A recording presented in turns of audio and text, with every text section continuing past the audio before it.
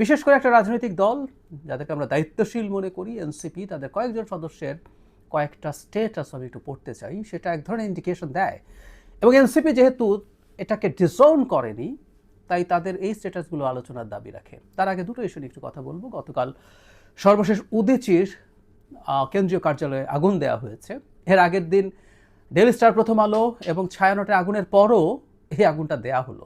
মানে সরকার, আমরা একটা অ্যাড দেখতাম, নাকে তেল দিয়ে ঘুমা, সরকার নাকে তেল দিয়ে ঘুমাচ্ছেন। আরেকটা জরুরি ব্যাপার একটু বলে রাখা দরকার। আমাদের অত্যন্ত শ্রদ্ধেয় মানুষ জনাব নুরুল কবির ডেইলি স্টার ভবন থেকে বেরোনোর সময় হেনস্থার শিকার হয়েছেন। আমরা এই দৃশ্য দেখার জন্য বেঁচে আছি। কিছু তৃতীয় শ্রেণীর ফালতু লোক, আই রিপিট, তৃতীয় শ্রেণীর ফালতু লোক কতগুলো ফালতু হুজ্জতি করার জন্য গেছে ওসমান হাদির মৃত্যুর এই ঘটনার সুযোগ নিয়ে। যখন নুরুল কবির নামছেন, তাকে অত্যন্ত ডেরোগেটরি মন্তব্য করছেন, তার শরীরে হাত দিয়েছেন। জনাব নুরুল কবির যেটা মনে করেছেন, আমি মনে করি তার নিজস্ব চিন্তা বা বিশ্লেষণটা ঠিক না। তিনি বলছেন যে যারা এটা করেছে তারা সম্ভবত তাকে চিনতে পারেনি। আমি বরং উল্টো বলতে চাই, জনাব নুরুল কবিরকে চিনেই তারা কাজটা করেছেন। কারণ সাম্প্রতিক সময়ে নুরুল কবির বিশেষ একটা গোষ্ঠীর বিরুদ্ধে, ডানপন্থী একটা রাজনৈতিক দল এবং গোষ্ঠীর বিরুদ্ধে খুবই কঠোর ভাষায় সমালোচনা করছেন, এবং এই সমালোচনা করা মানেই হচ্ছে সেই মানুষটা টার্গেটে পরিণত হবেন। আমি মনে করি সেটারই শিকার তিনি হয়েছেন, এবং এই শিকার হওয়ার মাধ্যমে তিনি আসলে গৌরব অর্জন করেছেন। এটা তার জন্য হিউমিলেটিং কিছু না। কেউ কেউ বলেন হেনস্থা, হ্যাঁ ওনাকে হেনস্থা করা হয়েছে, কিন্তু উনি অপমানিত হননি নিশ্চয়ই। একজন অ্যাক্টিভিস্ট যিনি তার একটা রাষ্ট্রের পক্ষের অবস্থান জানান দেন, রাষ্ট্রবিরোধীরা তাকে শত্রু মনে করবে এবং পেলে তাকে নানা কিছু করার চেষ্টা করতে পারে, কখনো পেটাতে পারে বা খুনও করে ফেলতে পারে। সুতরাং এটা গৌরবের ব্যাপার। অথচ এই মানুষটাকে আমরা বহু বছর থেকে আমরা যখন মাত্র বাংলাদেশে টকশো শুরু হতে দেখেছি, টকশোতে মানুষজন কথা বলতেন, তখন নুরুল কবির আসছেন কিনা, সেই টকশোতে তিনি কি বলছেন সেটা দেখার জন্য বসে থাকতাম। আমাদের রাজনৈতিক বোঝাপড়ার একটা বিরাট অংশ আমরা পেরেছি কিভাবে অ্যানালাইজ করতে হয়, কিভাবে বুঝতে হয় জিনিসগুলো, কিভাবে ভেতরের খবর নিজের মতো করে বুঝে নেওয়ার চেষ্টা করতে গেলে সব নুরুল কবিরের। আমি একমাত্র তা বলছি না, সম্ভবত প্রথম নামটাই তিনি। তো সেই মানুষটা যিনি নিরলসভাবে প্রত্যেকটা অন্যায়ের বিরুদ্ধে কথা বলেছেন। আজকে যারা হেনস্থা করতে যাচ্ছে, আমি প্রায় বলি যে ইদানিং আমি ফেসবুকেও কিছু বিরাট সব বিপ্লবী দেখি যাদেরকে আমি 5 আগস্টের আগে দেখি নাই, সত্যিই দেখি নাই। এই নুরুল কবির বছরের পর বছর যে কোনো অন্যায় অবিচারের বিরুদ্ধে কথা বলে গেছেন। আমি আগেও বলেছি, আজকে লোভ সামলাতে পারছি না যেহেতু তার প্রসঙ্গে কথা উঠলো। 1/11 যখন হয়, এদেশের মানুষজন এটাকে দারুণভাবে সমর্থন করেছিলেন। কি খুশি অনেকের মধ্যে। এই একমাত্র ব্যক্তি জনাব নুরুল কবির, তাকে আমি দেখেছি, আমার মনে আছে তিনি এটার বিরুদ্ধে কথা বলেছেন। একটা পর্যায়ে চ্যানেলগুলোকে চাপ দিয়ে তাকে সব কিছু থেকে সরিয়ে নেওয়া হয়েছিল। একটা পর্যায়ে তিনি আসতে পারতেন না, কিন্তু তাকে থামানো যায়নি। এই হচ্ছে নুরুল কবির। সেই নুরুল কবির আজকে হেনস্থার শিকার হন। এই বাংলাদেশে কারা কারা করতে পারেন আপনারা বুঝতে পারেন। নুরুল কবির কাদের বিরুদ্ধে কথা বলেন আপনারা সবাই জানেন, আমরাও জানি। সুতরাং তাদের ব্যাপারে আমরা যেন ভবিষ্যতে সতর্ক থাকি।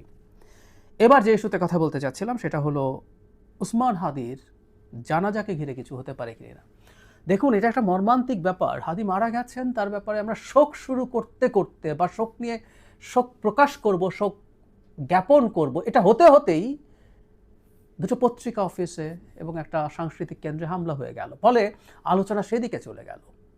আজ ওসমান হাদির জানাজা হবে, আমরা তার জন্য দোয়া করব, কিন্তু তার আগে এই শঙ্কা নিয়ে আলোচনা করতে হচ্ছে এই জানাজাকে ঘিরে কি কিছু ঘটতে পারে।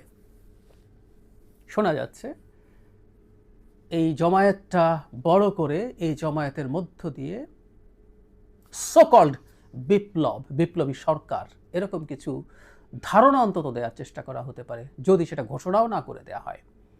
আমি শুরুতে বলছিলাম এনসিপির অন্তত 3 জন নেতার স্টেটাস আমার সামনে এসছে, আমি একটু পড়ে শোনাতে চাই। তারা কি বলতে চান তাদের দলকে ক্লিয়ার করতে হবে। জনাব নাসির উদ্দিন পাটোয়ারি শুধুমাত্র রেভলিউশন এই কথাটা লিখে একটা স্টেটাস দিয়েছেন। এরপর জনাব সাইফ মুস্তাফিজ লিখেছেন, সবাই দায়িত্ব নিন, বিপ্লব চূড়ান্ত করে এবার ঘরে ফিরবো আমরা, ঐক্যবদ্ধ হন, জুলাই চলমান। সার্জিস আলমের দুটো স্টেটাস এরকম, বিপ্লবকে সম্পূর্ণ করতে হবে, যা না করতে পারার আক্ষেপ ছিল তা পূর্ণ করতে হবে। আমি সার্জিস আলমের এইটা নিয়ে একটু বেশি কথা বলতে চাই। যা না করতে পারার আক্ষেপ ছিল তা পূর্ণ করতে হবে। মানে কি আক্ষেপ ছিল, কার আক্ষেপ ছিল আমি আসলে জানি না, না করতে পারার আক্ষেপ, এবং বিপ্লবকে পূর্ণাঙ্গ করতে সাইফও তাই বলছেন, এবং নাসিরুদ্দিন পাটোয়ারি শুধু রিভলিউশন লিখে স্ট্যাটাস দিয়ে রেখেছেন। তার মানে অসম্পূর্ণ আছে। প্রথম কথা হচ্ছে এটা একটা বিপ্লব। 5 আগস্ট পরবর্তী সময়ে এই ডিবেটটা হয়েছে, আমি এটার একটা পক্ষে আছে, সেটা হচ্ছে এটা বিপ্লব না, এটা একটা গণ অভ্যুত্থান, এটা একটা মাস আপরাইজিং, সত্যিকার গণ অভ্যুত্থান। সেই গণ অভ্যুত্থান শেখ হাসিনার পতন ঘটিয়েছে, এরপর আমাদের একটা গণতান্ত্রিক প্রসেসে চলে যাওয়ার কথা। কিন্তু কেউ কেউ এটাকে বিপ্লব টিপ্লব বলার চেষ্টা করেছেন, যেটা আসলে সরকারি চাকরি পাওয়ার একটা কোটা সংস্কার আন্দোলন ছিল। আমি জানি এটা বলার সাথে সাথে অনেকের খুব গায়ে লাগবে, হঠাৎ করে মনে হবে যে আমি কি বলছি, আমি আন্ডারমাইন করছি এই গণ অভ্যুত্থানকে। এটুকু বলি, শেখ হাসিনার বিরুদ্ধে দীর্ঘ সময় লড়াই এবং এই গণ অভ্যুত্থানের খুব ক্ষুদ্র একটা হিস্সা আমারও আছে, সেটা থেকেই বলছি তারপরও এটা একটা গণ অভ্যুত্থান। কিন্তু বিপ্লব বানানোর চেষ্টা, কারণ বিপ্লবের সাথে একটা বিপ্লবী সরকারের সম্পর্ক আছে। 5 আগস্ট পরবর্তী সময়ে একজন গুরুত্বপূর্ণ তাত্ত্বিক এই ব্যাপারে তত্ত্ব দেওয়ার চেষ্টা করেছেন, এবং তার মাউথপিস দেশে এবং বিদেশে বসে অনেকে এটাকে অ্যাম্পলিফাই করেছেন। তারা চেয়েছেন এই ধরনের একটা সরকার হোক। এ ধরনের সরকারের উদ্দেশ্য খুব সিম্পল ছিল, দেশের ক্ষমতাকে, রাষ্ট্র ক্ষমতাকে কবজা করে ফেলা। সেটা হতে পারেনি। সেটা হওয়ার পথে যারা যারা বাধা হয়েছেন তারাই তাদের শত্রুতে পরিণত হয়েছেন। সেনাপ্রধান হয়েছেন, বাধা হয়েছেন, তিনি চেয়েছেন সাংবিধানিক পথে দেশ থাকুক, নির্বাচন হোক অ্যাজ আর্লি অ্যাজ পসিবল, তিনি শত্রু। আসিফ নজরুলের পদত্যাগ এখনো চাওয়া হচ্ছে। তার প্রধান কারণ, বা আমরা এইভাবে বলবো একমাত্র কারণ, তিনি ও দেশটাকে সাংবিধানিক প্রসেসের মধ্যে রাখতে চেয়েছিলেন। তিনি যেহেতু আইনের অধ্যাপক, ওই সময় সম্ভবত তিনি রোল প্লে করেছিলেন। এনসিপি অসম্পূর্ণ বিপ্লব বা না করতে পারা, যা এটা বলতে কি বোঝাচ্ছে স্পষ্ট করতে হবে। এইরকম কোনো চেষ্টা যদি আগামীকাল হয়, এটা দেশকে স্পষ্ট নৈরাজ্যের দিকে আরও বেশি ঠেলে দেওয়ার চেষ্টা হবে বলে আমরা মনে করি। সরকারের খুব কঠোর কঠোর অবস্থান নেওয়া উচিত হবে এর বিরুদ্ধে। ডেইলি স্টার প্রথম আলো ভাঙার কোনো কারণ ছিল না সরকার যদি সতর্ক হতো। ওসমান হাদি হঠাৎ করে গানশট ইনজুরিতে মুহূর্তে মারা যাননি, 6 দিন পর মারা গেছেন। এমনকি তিনি তার মৃত্যুর আগের দিন প্রধান উপদেষ্টা তার স্টেটাসে শান্ত থাকার আহ্বান জানিয়েছেন, এবং জানিয়েছেন অবস্থা খুব খারাপ। সো উনি একেবারেই শেষ অবস্থায় তখন ছিলেন। তাহলে এই জায়গাগুলো কোনটা কোনটা টার্গেটেড হতে পারে, আমাকে তালিকা দিতে বললে আমি তালিকা দিতে পারি। আর সরকারের এত গোয়েন্দা সংস্থা, এত চোখ, এত কান, তারপরও সরকার সেটা করেনি। এটা ক্ষমার অযোগ্য অপরাধ, তাই ডক্টর ইউনূসকে নিতে হবে। আগামীকালও যদি এ ধরনের কিছু ঘটে, এবং সেটা যদি ঘটে যেতে পারে, ইনফ্যাক্ট এই প্রশ্ন তুলতে হবে যে ডক্টর ইউনূসের সরকার তার নেতৃত্বে এই ধরনের একটা নৈরাজ্য তৈরির পক্ষে আছেন কিনা, এই জবাব তাকে দিতে হবে। তার সমর্থন আছে কিনা এই প্রশ্ন আমরা করব। আরেকটা কথা একটু বলতে চাই, কোনোভাবে আগামীকালের পর ঢাকায় আর কোনো জমায়েত হতে দেওয়া যাবে না। সরকার অপরাধীদের গ্রেফতার করা পর্যন্ত শাহবাগ ধরে রাখতে হবে, দেশ অচল করে রাখতে হবে। এই ধরনের দাবি দেওয়া নৈরাজ্য সৃষ্টি করা ছাড়া আর কিছুই না। আমাদের মনে রাখতে হবে নির্বাচনের ইশতেহার হয়ে গেছে, এখন এই ধরনের জমায়েতের আর প্রয়োজন নেই। ওসমান হাদির মৃত্যুর পর রাগ, ক্রোধ, ক্ষোভ সব ছিল, আমরা সেটা জানিয়েছি, গতকাল জানিয়েছি, আজ জানাবো, এবং সরকারকে তার কাজ করতে দেব। কোনোভাবেই সরকারের উচিত হবে না আজকের পর আর কোনো জমায়েত হতে দেয়া।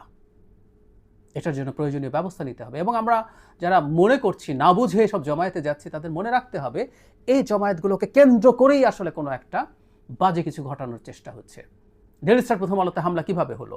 একটা মিছিল যাচ্ছিল শাহবাগের দিকে বাংলা মোটর হয়ে, ওর মধ্যে কিছু লোকজন এটাকে ডাইভার্ট করে এদিকে নিয়ে এসে এই বিভৎস কাণ্ড ঘটিয়েছে। সো এই জমায়েতগুলো এই সময় খুবই রিস্কি ব্যাপার, সরকারের উচিত হবে না হতে দেয়া।